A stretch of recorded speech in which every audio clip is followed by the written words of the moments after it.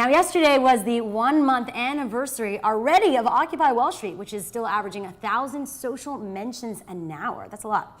What started as a protest in Lower Manhattan has grown into an international movement that now appears could actually have a meaningful impact on the 2012 presidential race. The Obama camp has indicated that the sentiments of the 99% will be a central focus in their re-election bid.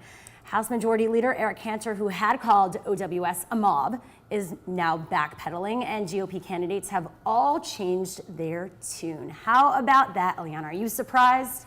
No, well, actually, one of our cast members, Justine Bateman, is down. She missed the premiere because she was down during I'm sure. She's a protest. She's an activist type. She is a little Norma Ray. Well, what do you think? Do you take that seriously? I mean, what are you thinking about the movement and how it's evolved? I think it's exciting. I mean, again, there's a time happening where, people have much more power, I think, than we realize. And you can really, do something important with a group. Cameron, we'll see where they go. Yeah, will this be a deciding factor in terms of who wins president, who jumps on board this whole thing? I don't think I'm the guy to ask. I just think it's so fascinating that through social media, how At least these you're things, honest. Yeah, no, I'm really not.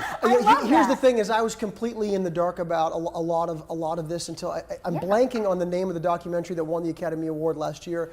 About the crash in 2008, the deregulation of Wall Street. And obviously this movement and how quickly it can spread through social media. Like it's before the demonstrations and the activists, and now with social media, it just seems like. I wonder if there's fear now, like the politicians are okay, maybe we should take this a bit seriously. That's what I'm saying. These trends that happen on the street or through social media, kind of rock the establishment, and that's why I think it's a very interesting time. If nothing else, the education aspect of it, just getting the information out to people like me that were completely in the dark about things like this, and just educating and hearing both sides, and so for me, it's so invaluable. Yeah, it is it's obviously trending online, Occupy Wall Street /WOWS, but we've got some celebrity tweeters who, along with Justine Bateman, who've been very active in the whole movement.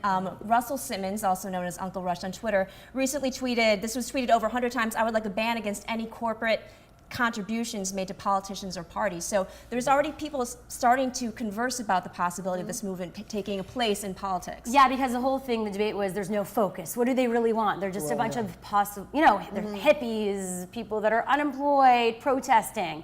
Like, where are we going to see a real goal here? And we might be seeing that. Some people are even saying, could this become a special interest group or its own political party? Is that possible, Cameron? What's wrong with protesting and not knowing exactly what the answer is? Like, what's wrong with people getting out there and saying, this is going on, everybody should know about Easy this. to criticize. What are we going to do? Like, I don't know what's wrong with people sort of putting the word out there. Well, like, the for people me, on the receiving end appreciate want a hearing it. proposal, no pun intended. Yeah. But they want to see some kind of organized, systematic way to structure things in a way that's beneficial for everybody involved. So there's nothing wrong with the protests themselves, but people want an organization involved. I guess that's. Well, the problem is that they have this General Assembly, and they're saying it's not about having a leader. They want to go against that establishment, and so it is about the process of finding what's right. But all they do know is that this is the sentiment out there, and something needs to be done. Right, and there's this, the image of that. It shakes you up because we're so programmed into, the news.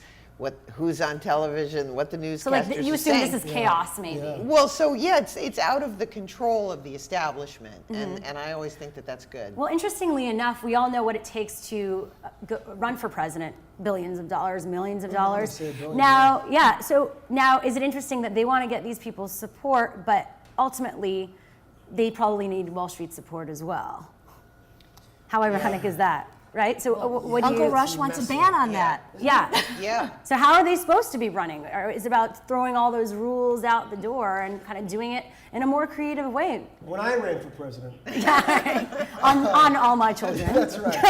That's right. And it was a very successful I campaign. wouldn't want to be in one of the apartments though nearby. That's like the I've one seen thing. those tweets. I have friends that are around these places. No, but Could It you does guys get The keep it crazy. down? answer is like, I don't know. It's just, it seems really messy, and it's going back to your question about how do you sort of weigh to both sides, and I don't know. In the end, I'm sure money outweighs. But when you I'm know sure it's very people, I mean, when I don't know. people like I don't you know. are getting more aware and involved, that's when you know it's becoming less just an activist niche movement that's just online. And while many have had their doubts with political leaders starting to join the conversation and acknowledge the movement, does that actually make you take it more seriously? Let us know which candidate you think could best represent Occupy Wall Street. Leave a comment in the chat room and by heading over to facebook.com/what's trending right now.